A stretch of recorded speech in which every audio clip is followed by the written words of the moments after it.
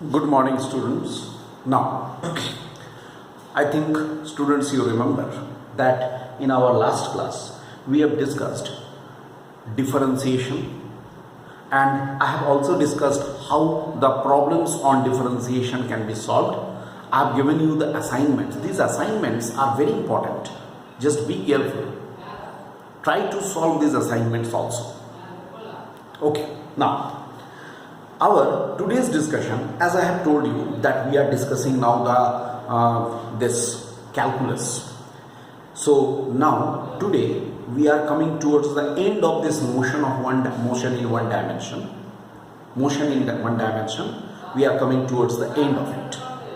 Okay, because today I have to discuss mainly integral calculus, how the integration is done, and with the help of the integration, with the help of the integral calculus, how equations of motion can be derived. With that, our motion in one dimension will be completed. Understood? So, here, look. First of all, I just tell you one thing. Integral calculus, in that mainly we are concerned with the integration. You know, integration is a process. It is the reverse process of differentiation. How it is so? How the integration is the reverse process of differentiation? We are coming to that point later on. But before that, integration is the reverse process of differentiation. On that factor, on that point, we are coming later on. Before that, I am discussing here, see, in physics, try to follow me. In physics, summation is replaced by integration. You know, summation is replaced by integration.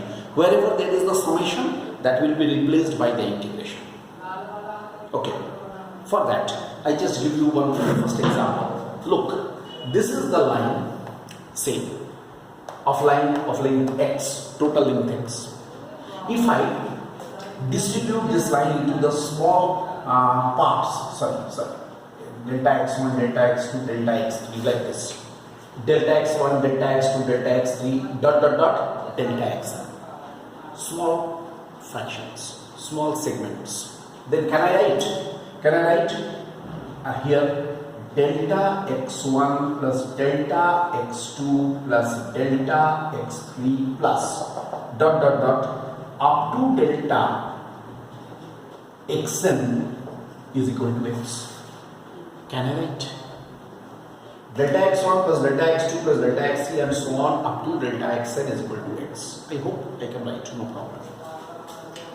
Then I hope I can also write delta xi. I is equal to 1 to n.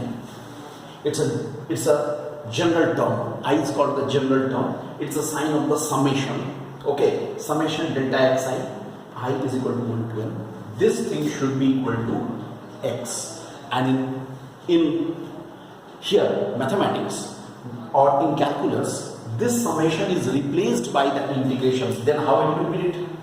Integration sign is like this, elongated s, and we write dx, that is equal to x. Look, integration of dx is equal to x. It will be written like this. Understood? So we write delta xi or del xi, I is equal to 1 to n is equal to x. So dx, integration sign of dx is equal to x. Very clear?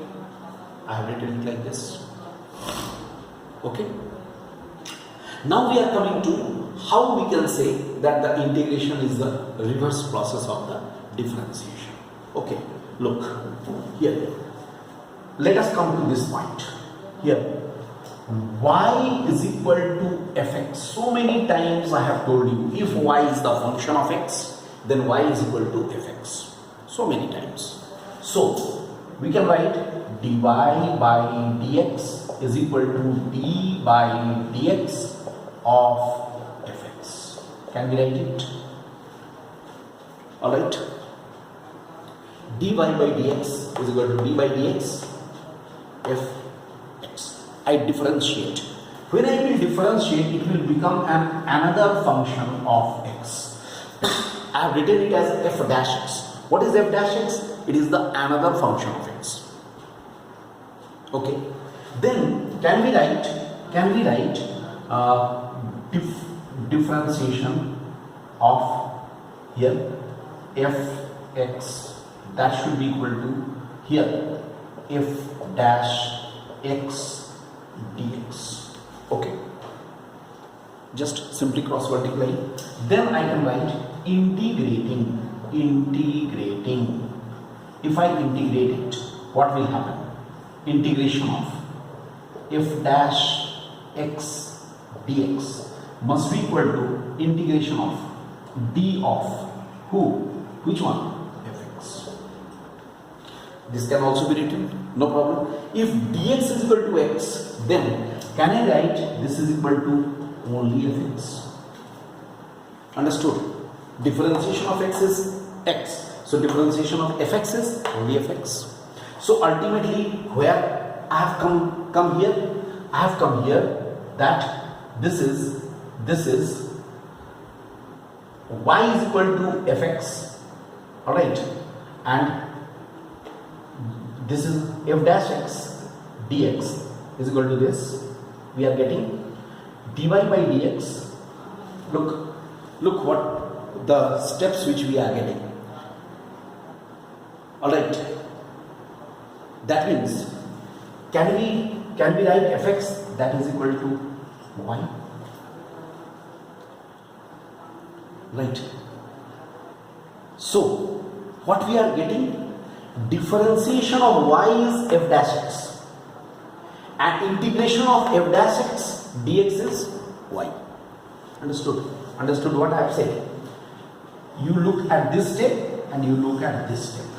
Look what we are getting, differentiation of y with respect to x is giving f dash x, and f dash x, integration of f dash x obviously over x, okay, is giving us y.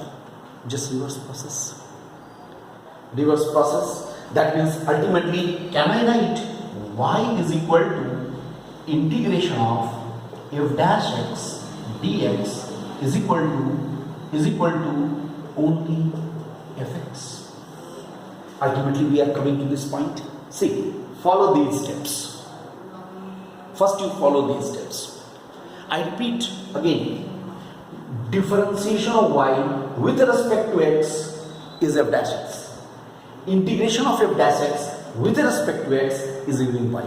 Means it is a reverse process. That's why this is correct. This statement is correct, that it is the reverse process. Integration is the reverse process of differentiation. That point is correct. Understand? Now see here, we have already seen these things. I'm just removing it from here. Let us remove this. Okay. Now see, if I say integration of f dash x dx, what is this called? This thing is known as it is called the integral. Understand? It is called the integral. It may be of two types. One is called indefinite integral, another is called definite integral. Look, one is called indefinite integral, another is called definite integral. Now, what is indefinite integral? Look, suppose I am solving this. Integration of f dash x dx. Its value is how much? Fx. Okay, if its integrated result is like this, plus c, there will be a constant of integration. It is called constant of integration. This is first. Look what I have done. Indefinite integral means if I am integrating this factor f dash x dx, whose integrated value is fx. I will give example. Then What we are getting? This result plus c. C is called the constant of integration. Okay. Similarly, what happens? Similarly, look, what happens in the next case? In case of the definite integral, let us see what happens in case of the definite integral. Let us say we are taking the case of the definite integral. In this case, what will happen? Integration of, look, integration of f dash x dx. I write. Always, just like differentiation, integration will also be carried over the variables, not over the constants. Here also, right? Like differentiation, integration will also be carried over the variables. Like, what is variable? X. X is equal to A, to X is equal to B. How it will be written? It will be written fx as usual. Here we write x is equal to A, x is equal to B. These are called the limits of the integral. Limits of integration. We won't put here the constant of integration. We will put here the limits of integration. X is equal to A to x is equal to B. It is the lower limit, it is the upper limit. Understood? And we have to evaluate that. Understand? We will be evaluating that. But how it will be evaluated, now I am coming to that point in the next lecture. Understood? I am coming to that point in our next lecture.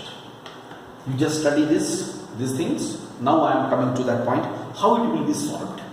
Both the things are. Alright.